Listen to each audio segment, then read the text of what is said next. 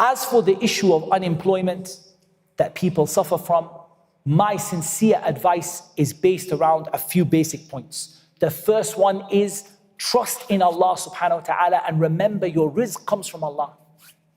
Ikhwani, you cannot get one single rand, not one single pound, not one single dollar that Allah didn't write for you. I'm not saying don't go out and look for it. But first of all, realize who is the one that provides it for you. So make dua to Allah. Get up early in the morning. Don't just go for the job interview. Get up before Fajr and pray tahajjud.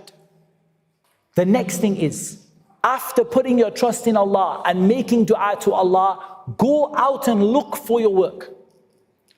Because Allah requires you to take the causes that bring the results. So go out and look for your work and strive for it, bi'idhnillahi ta'ala.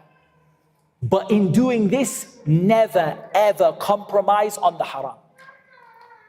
My dear brothers and sisters, for you to only earn a tiny amount of halal money is far better for you than for you to have millions upon millions of haram.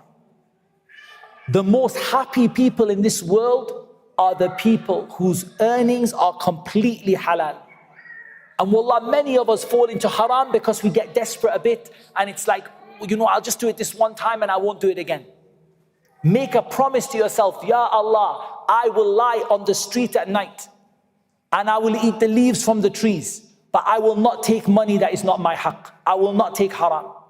And you will see the barakah that Allah will send to you. You will have money, you don't know what to do with it. And that barakah is because Allah said, وَلَوْ أَنَّ أَهْلَ الْقُرَىٰ آمَنُوا وَاتَّقَوْا لَفَتَحْنَا عَلَيْهِمْ بَرَكَاتٍ مِّنَ السَّمَاءِ وَالْأَرْضِ. If only the people of the towns had taqwa and iman and taqwa, we would have sent for them the barakah of the heavens and the earth. Taqwa here is to keep away from the haram. If they kept away from the haram and they had proper iman in Allah, Allah would have sent them the barakah of the heavens and the earth.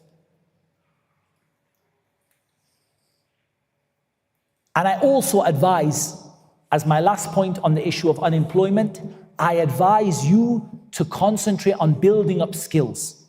Because a lot of people don't take the time to build up skills. And my dear brothers and sisters, I don't mean like a degree or a master's or a doctorate. Even the person who knows how to put one brick on top of the other brick is a skill. People don't have it. I'll tell you something strange in the UK. You know, there was a big push in the UK in the last probably 30 years or maybe more to push everyone to university, right? So everyone graduates, you have to go university. What happened?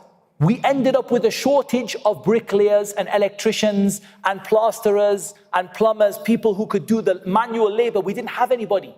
And these guys started to earn more money than the people who went to university. My point is that your skill doesn't have to be sitting down with a pen and paper.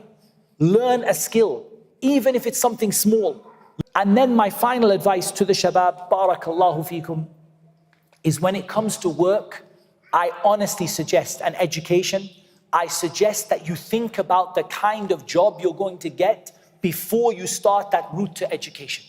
Because what I saw a lot of young people doing is, I saw that they take their education without thinking of the job.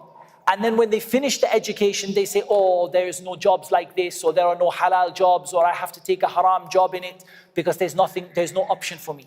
Instead, before you start your education, which is specialized, think about the job you're going to get later. Is it going to be halal?